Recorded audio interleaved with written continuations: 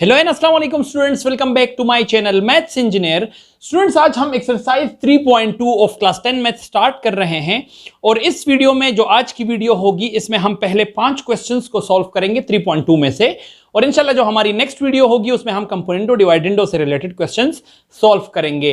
तो आपने सबसे पहले ये वीडियो देखनी है और उसके बाद इस एक्सरसाइज 3.2 की वीडियो नंबर 2 यानी पार्ट 2 भी जरूर देख लेना है, ताकि आप लोगों को अगर किसी किस्म का मसला है तो वो सॉल्व हो जाए। तो हम मूव करते हैं अपने क्वेश्चन की तरफ। हमारा क्वेश्चन ये है कि चेक या find if the ratios are in continued proportion.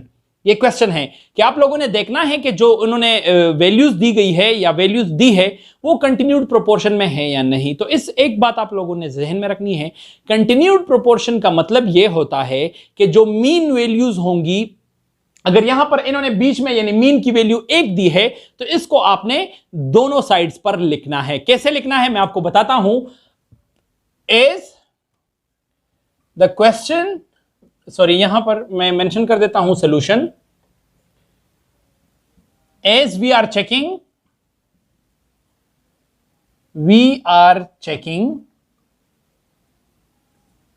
Continued proportionality या कंटिन्यूड प्रोपोर्शन। ये आप लोगों ने ये इंग्लिश साथ जरूर लिखनी है। ये स्टेटमेंट्स डायरेक्ट कभी भी क्वेश्चंस को सॉल्व नहीं करना।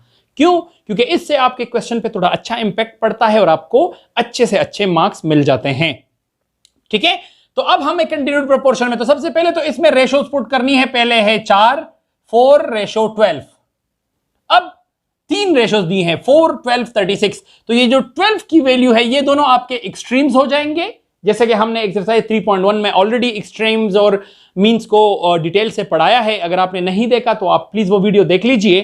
तो ये जो 12 होगा इसको आपने 2 दफा लिखना होगा, यानी मीन की वैल्यू को 2 दफा। तो एक 4 तो अपनी जगह, एक्सट्रीम में 4 है और 36 है तो 4 अपनी जगह, और जो मीन है इसको आपने 2 दफा लिखना होगा और एक्सट्रीम्स को एक एक दफा जो दिया गया है। यानी ये जो 12 है इसको इक्वल के इस साइड पे लिखना होगा और उस साइड भी लिखना होगा।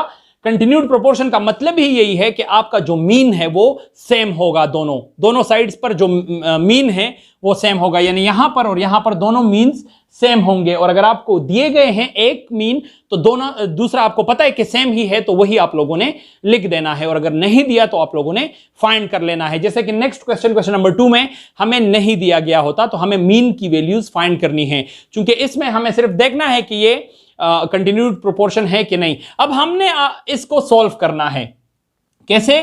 Product of means and product of extreme वाली जो स्टेटमेंट है वो ऑलरेडी आप लोगों को पता होगी। अगर नहीं पता तो आप वो एक्सरसाइज 3.1 वीडियो जरूर देख लीजिए। इसमें इसको रेशो और प्रोपोर्शन वाले क्वेश्चन को जब भी आपको सॉल्व करना है तो इसका फॉर्मूला है product of means is equal to product of extremes. ये जो आपके एक्सट्रीम्स हैं ये इनका प्रोडक्ट और ये जो मीन्स हैं इनका प्रोडक्ट ये सेम आना चाहिए, तब ही हम कह सकते हैं कि ये कंटिन्यूड प्रोपोर्शन है, अदरवाइज ये कंटिन्यूड प्रोपोर्शन नहीं होगा। तो अब आपने इन दोनों का प्रोडक्ट करना है, तो 12 मीन्स का प्रोडक्ट ऑफ मीन्स, तो मीन्स का प्रोडक्ट यानी 12 × 12, ये दोनों मीन्स हैं, फिर 4 × 36, इन दोनों का प्रोडक्ट करना है। अगर ये दोनों सेम आते हैं तो इसका मतलब आपकी जो वैल्यूज है वो कंटिन्यूड प्रोपोर्शन में है, और अगर ये दोनों इक्वल नहीं आते मल्टीप्लाई करने के बाद तो इसका मतलब है कि हमारे जो हमें जो वैल्यूज दी गई है वो कंटिन्यूड प्रोपोर्शन में नहीं है। तो 12 × 12 से आता है 144 और 4 × 36 से आता है 4 6 24 एंड 4 3 144। तो दोनों साइड्स हमारे पास मल्टीप्लाई के बाद इक्वल आ गए। तो इसका मतलब आप लिख सकते हैं कि these ratios are in continued proportions, hence the ratios are in continued proportion. आप ये जरूर लिख दीजिए साथ में, ठीक है, ये लिखना बड़ा जरूरी है, ये आप ज़हन में रख लीजिए। सिर्फ क्वेश्चंस को सॉल्व नहीं करना, उसके साथ ये स्टेटमेंट्स जरूर लिख देने हैं, ये वाले इससे आपके क्वेश्चन पे अच्छा इंपैक्ट पड़ेगा। क्वेश्चन तो बहुत सारे स्टूडेंट सॉल्व करते हैं पर हाई मार्क्स हर कोई नहीं लेता, तो आप लोगों ने ये स्टेटमेंट जरूर लिख लेने हैं। तो ये क्वेश्चन नंबर 1 था स्टूडेंट्स, इसमें डिफरेंट पार्ट्स हैं, हमने इसमें एक पार्ट सॉल्व किया है और इंशाल्लाह मजीद पार्ट्स पे आप लोग प्रैक्टिस करेंगे, तो आई होप वो आपको समझ आ चुके होंगे और आपको उसमें हल करने में किसी टाइप का मसला नहीं होगा। तो अब हम मूव करते हैं अपने क्वेश्चन नंबर 2 की तरफ। हमारा क्वेश्चन नंबर 2 है कि हम देख लेते हैं कि क्वेश्चन नंबर 2 क्या है।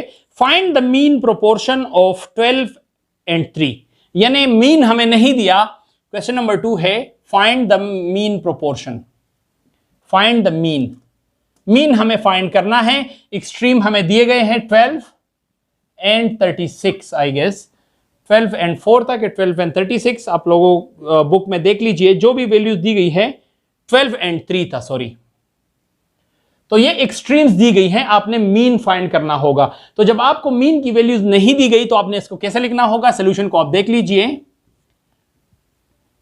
We have to find the mean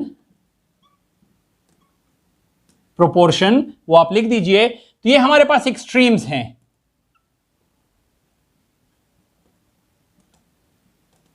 ये 12 एंड 3 ये एक्सट्रीम्स हैं, मीन हमने फाइंड करना होगा। तो जो चीज हम फाइंड करते हैं उसकी जगह हम x लगा देते हैं, ये आप लोगों को पता भी होगा। जो चीज हमारे पास प्रेजेंट नहीं होती उसके साथ उसके लिए आप लोग वेरिएबल x यूज करते हैं फिर फाइंड, ताकि वो फाइंड आउट हो सके।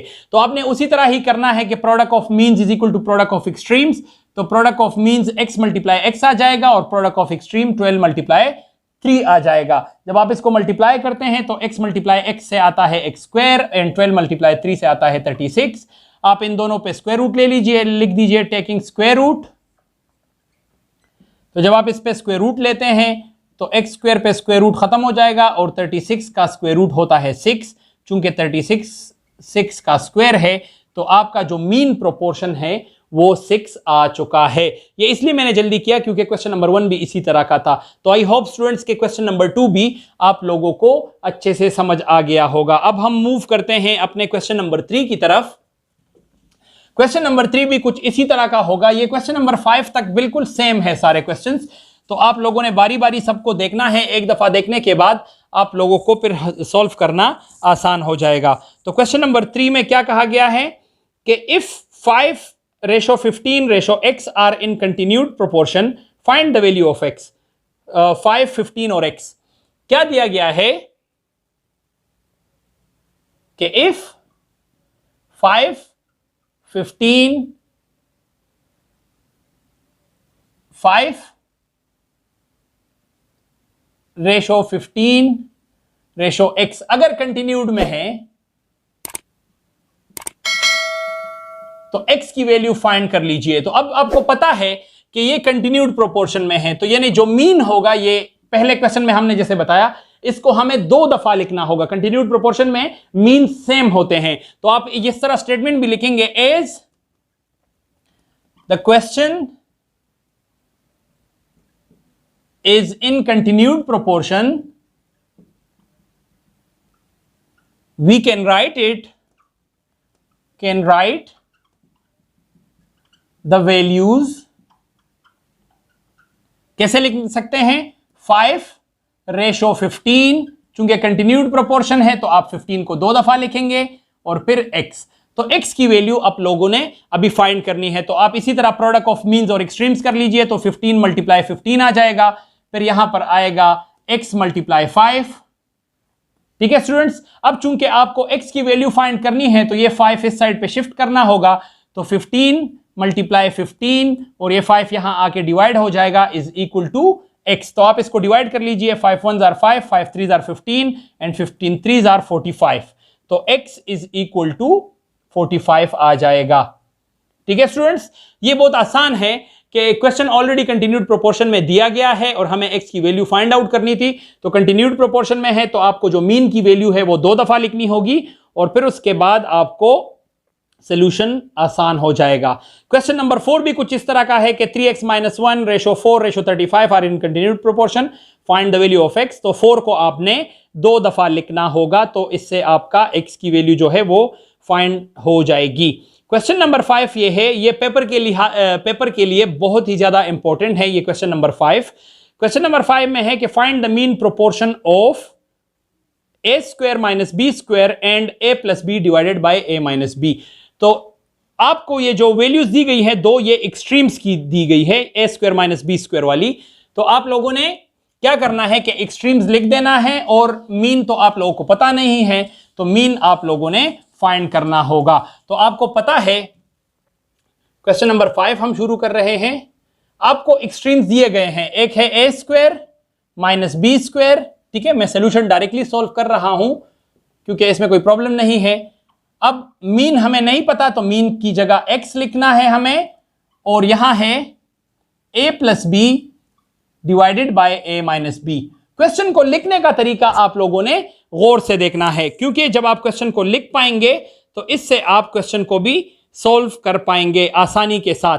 तो ये हमारे पास था कि if a square minus b square and a plus b divided by a minus b are in continued proportion, find the value of x, find the value of mean। क्या? find the mean proportional of a square minus b square and a plus b and a minus b। तो mean proportion हमें नहीं पता, तो आपने question में लिख भी सकते हैं कि let the mean are या is x। तो आप फिर mean की जगह x लिखेंगे और ये बकाया वैल्यूज अपनी जगह लिखेंगे। तो सिमिलर तरीके से आप लोगों ने यही करना है कि product of means is equal to product of extremes.